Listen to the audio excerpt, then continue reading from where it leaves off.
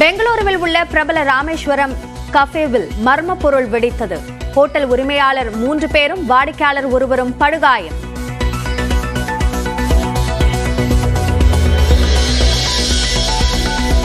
சென்னையில் இமெயில் மூலமாக மீண்டும் வெடிகுண்டு மிரட்டல். கெருகம்பாக்கத்தில் உள்ள தனியார் பள்ளியில் நிபுணர்கள் சோதனை. தமிழ்நாடு புதுச்சேரியில் +2 பொதுத் தேர்வு எழுதும் மாணவ மாணவிகளுக்கு தமிழக வெற்றிக் கழக தலைவர் விஜய் வாழ்த்து. தேர்வுகளை உற்சாகத்துடன் எதிர்கொண்டு வெற்றி பெற்று விரும்பிய துறைகளில் உச்சம் தொடர வாழ்த்துவதாக எக்ஸ் தளத்தில் பதிவு. தருமபுரம் ஆதீனம் குறித்த வீடியோக்களை வெளியிடுவதாக மிரட்டிய புகார். மயிலாடுதுறை மாவட்ட பாஜக தலைவர் அகோரத்தை பிடிக்க தனிப்படை. சென்னையில் மிக்ஜாம் புயல் நிவாரணம் கிடைக்காமல் விடுபட்டவர்களுக்கு 6000 ரூபாய். இன்று காலை வங்கிக் கணக்குகளில் வரவு வைப்பு. வீட்டு பணிப்பெண்ணை துன்புறுத்தியதாக தொடரப்பட்ட வழக்கில் திமுக எம்எல்ஏ கருணாநிதியின் மகன் மற்றும் மருமகளுக்கு ஜாமீன். 2 வாரங்களுக்கு விசாரணை அதிகாரி முன்பு ஆஜராக வேண்டும் என நிபந்தனை. மக்களும் தொண்டர்களும் விரும்பினால் மக்களவைத் தேர்தலில் ஓ பன்னீர்செல்வம் போட்டியிடுவார். அவரது மகனும் எம்பியுமான ரவீந்திரநாத் பேட்டி. மக்கள் என்ன விரும்புறாங்களோ அதை அவர் செய்வார். தொண்டர்களும் மக்களும் என்ன விரும்புறாங்களோ அதை அவர் செய்வார். இல்லை ஓபிஎஸ் ஐயா அவர் போட்டியிடுறதுக்கு இங்கே வாய்ப்பு இருக்கா? அதுதான் சொன்னல, மக்கள் எல்லாம் சேர்ந்து விரும்புனாங்கன்னா அவர் போட்டியிடுறதுக்கு வாய்ப்பு இருக்கு. பாஜக தலைமை எந்த மக்களவை தொகுதியில் போட்டியிட சொன்னாலும் போட்டியிடுவேன். தனக்கென்ற தனி விருப்பம் எதுவும் கிடையாது என்று சென்னையில் தமிழ்நாடு பாஜக தலைவர் அண்ணாமலை பேட்டி. அமைச்சர் KN நேருவின் மகன் அருண் நேரு பெரம்பலூர் தொகுதியில் போட்டியிட விருப்ப மனு. அண்ணா அறிவாலயத்தில் விருப்ப மனு அளித்தார்.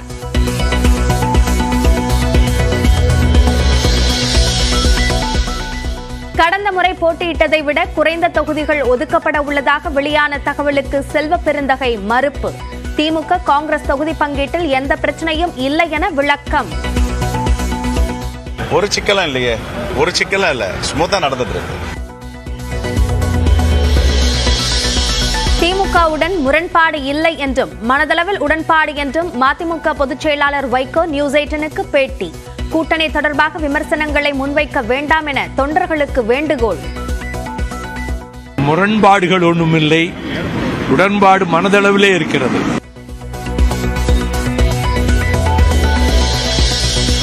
தொகுதி பங்கீடு தொடர்பாக திமுக விசிக இடையே நாளை 2ஆம் கட்ட பேச்சுவார்த்தை. 2 தனி தொகுதிகளுடன் ஒரு பொது தொகுதியையும் வழங்க வேண்டும் என கோரிக்கை வைத்து வரும் விசிக.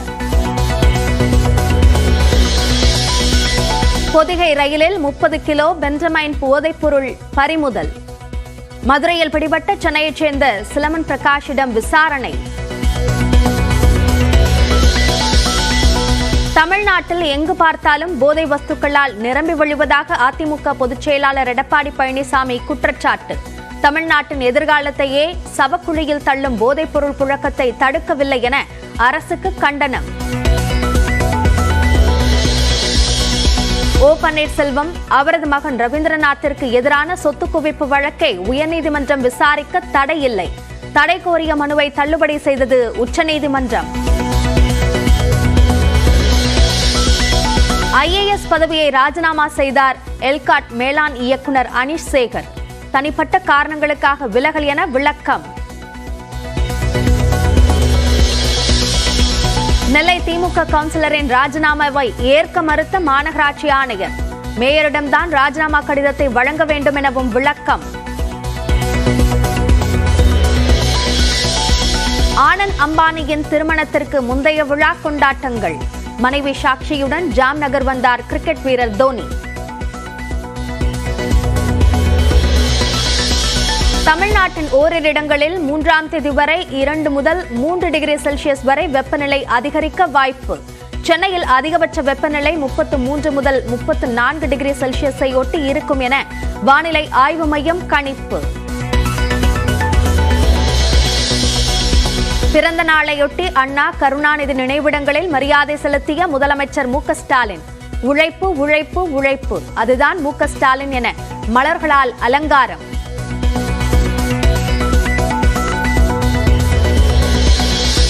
பிறந்த நாளையொட்டி சென்னை அண்ணா அறிவாலயத்தில் கேக் வெட்டிய முதலமைச்சர் மு.க. ஸ்டாலின் தொண்டர்கள் நிர்வாகிகளிடம் வாழ்த்துக்களை பெற்று வருகிறார்.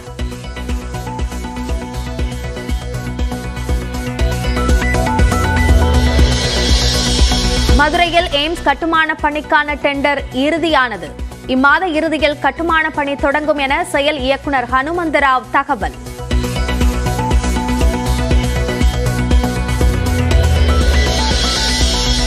சிம்பு நடித்த வானம் திரைப்படத்தின் இயக்குநர் கிரீஷ் தலைமறைவு குற்றவாளியாக அறிவிப்பு. ஹைதராபாத் ஹோட்டலில் போதைப்பொருள் பிடிபட்ட வழக்கில் போலீஸ் நடவடிக்கை.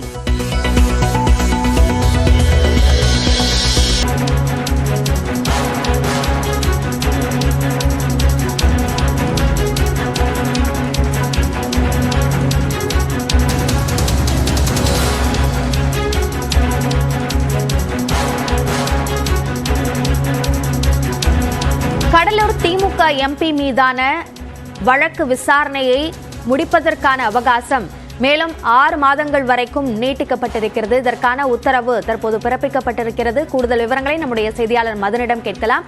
மதன், தற்போது இந்த அவகாசம் வழங்கப்பட்டதற்கான காரணம் என்ன? இந்த வழக்கினுடைய பின்னணியையும் சொல்லுங்கள். இந்த வழக்கின் பின்னணி பார்க்கும்போது கடலூர் திமுக எம்பி டி.ஆர்.ஜி. ரமேஷுக்கு சொந்தமான ஒரு முந்திரி ஏற்றுமதி நிறுவனத்தில் பணியாற்றி வந்தவர் பன்ருட்டியை சேர்ந்த தொழிலாளி கோவிந்தராஜ் கடந்த 2021ஆம் ஆண்டு செப்டம்பர் மாதம் இவர் கொலை செய்யப்பட்டார். இந்த வழக்கில் எம்பி ரமேஷ் உள்ளிட்ட 6 பேரை சிபிசிஐடி கைது செய்தார்கள். இந்த வழக்கின் விசாரணை ஆரம்பத்தில் கடலூர் மாவட்ட நீதிமன்றத்தில் நடைபெற்று வந்தது. ஆனால் அந்த நீதிமன்றத்தில் வழக்கின் விசாரணை முறையாக நடைபெறவில்லை என்றும் அந்த சாட்சிகள் மிரட்டப்படுவதாக கோவிந்தராஜுவின் மகன் செந்தில்வேல் சென்னை உயர்நீதிமன்றத்தில் வழக்கு தொடர்ந்தார். இந்த வழக்கை விசாரித்த உயர்நீதிமன்றம் இந்த வழக்கு விசாரணை செங்கல்பட்டு மாவட்ட நீதிமன்றத்திற்கு மாற்றி கடந்த ஆண்டு ஜூலை மாதம் உத்தரவு பிறப்பித்தது. மேலும் இந்த வழக்கு விசாரணை 6 மாதத்தில் முடிக்க வேண்டும் என்றும் ஏற்கனவே உயர்நீதிமன்றம் உத்தரவு பிறப்பித்தது. இந்த உயர்நீதிமன்றம் பிறப்பித்த இந்த உத்தரவை அமல்படுத்துவது தொடர்பாக அறிக்கை தாக்கல் செய்வதற்கான இந்த வழக்கு தான் இன்று நீதிபதி ஆனந்த் வெங்கடேஷ் சுப்பு விசாரணைக்கு வந்தது. அப்போது இந்த வழக்கு தொடர்ந்த செந்தில்வேல் தரப்பில் ஆஜரான வழக்கறிஞர் உயர்நீதிமன்றம் ஏற்கனவே உத்தரவிட்டும் கூட கடந்த 6 மாதத்தில் ஒரு சாட்சியை கூட அந்த செங்கல்பட்டு நீதிமன்றம் விசாரிக்கவில்லை என்றும் முறையாக அந்த வழக்கு விசாரணை நடைபெறவில்லை என வழக்கை விரைந்து விசாரிக்க உத்தரவு பிறப்பிக்க வேண்டும் என்ற கோரிக்கை வைக்கப்பட்டது. காவல்துறை தரப்பில் இந்த வழக்கின் விசாரணையை முடிக்க கூடுதல் அவகாசம் வழங்க வேண்டும் என்ற கோரிக்கை வைக்கப்பட்டது. இதையடுத்து இந்த வழக்கை மேற்கொண்டு விசாரித்து முடிப்பதற்கு கூடுதலாக 6 மாத கால அவகாசம் வழங்கி இன்று சென்னை உயர்நீதிமன்றம் உத்தரவு பிறப்பித்துள்ளது. வழக்கில் இந்த உத்தரவு பிறப்பிக்கப்பட்டிருப்பது குறித்த விரிவான விவரங்களுக்கு நன்றி மதன்.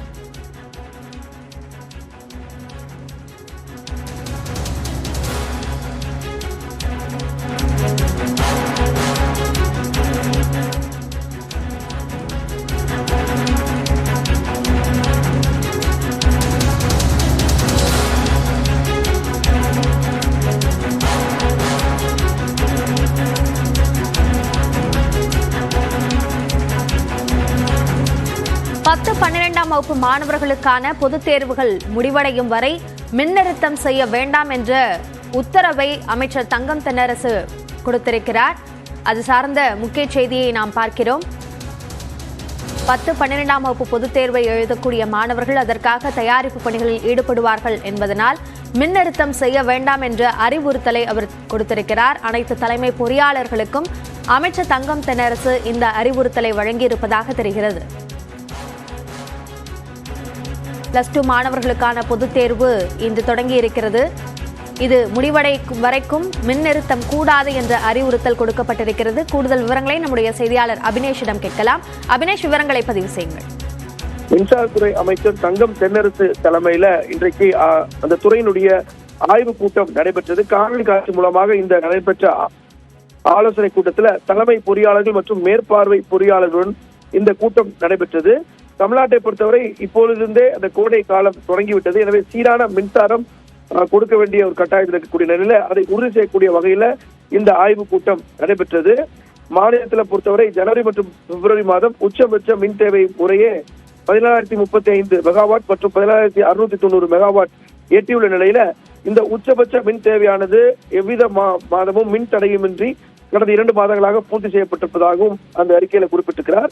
கடந்த ஆண்டு மின் தேவையுடன் இதனை ஒப்பிடும்போது சுமார் 11.1 மற்றும் 9% கூடுதலாக இருக்கும். எனவே மார்ச் மற்றும் ஏப்ரல் மாதம் இதைவிட அதிகபட்சமாக 18,000 மெகாவாட் மற்றும் 19,000 மெகாவாட் வரை இந்த உச்சபட்ச மின் தேவை எட்டும் என எதிர்பார்க்கக்கூடிய நிலையில +2 மற்றும் 10ஆம் வகுப்பு பொதுத் தேர்வு தொடங்கியுள்ள நிலையில தேர்வு காலம் முடியும் வரை தமிழ்நாடு முழுவதும் உள்ள துணை மின் நிலையங்களில் மாதாந்திர பராமரிப்புக்கான மின் நிறுத்தம் எதுவும் மேற்கொள்ளப்பட வேண்டாம் என அனைத்து தலைமை பொறியாளர்களுக்கும் அமைச்சர் அறிவுறுத்திருக்கிறார். மேலும் மின் பராமரிப்பு பணிகளுக்காக 2,32,890 மின் கம்பங்கள் மற்றும் 17,918 மின் மாற்றிகள் மற்றும் 12,500 கிலோமீட்டர் மின் கம்பிகள் உள்ளிட்ட முக்கிய தளவாட பொருட்கள் தயார் நிலையில இருப்பதாகவும் அமைச்சர் இந்த கூட்டத்தில் எடுத்துரைத்திருக்கிறார்.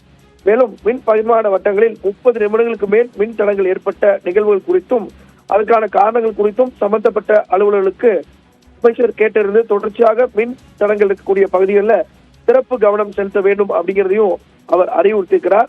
அந்த வகையில வரக்கூடிய கோடை காலத்தை சமாளிப்பதற்கு ஏதுவான சூழலை தயார் நிலையில இருப்பதற்கான அனைத்து அலுவலர்களையும் இந்த ஆய்வுக் கூட்டத்தில் அமைச்சர் அறிவுறுத்தியிருக்கிறார். அபிநயா, விரிவான விவரங்களுக்கு நன்றி அபினேஷ்.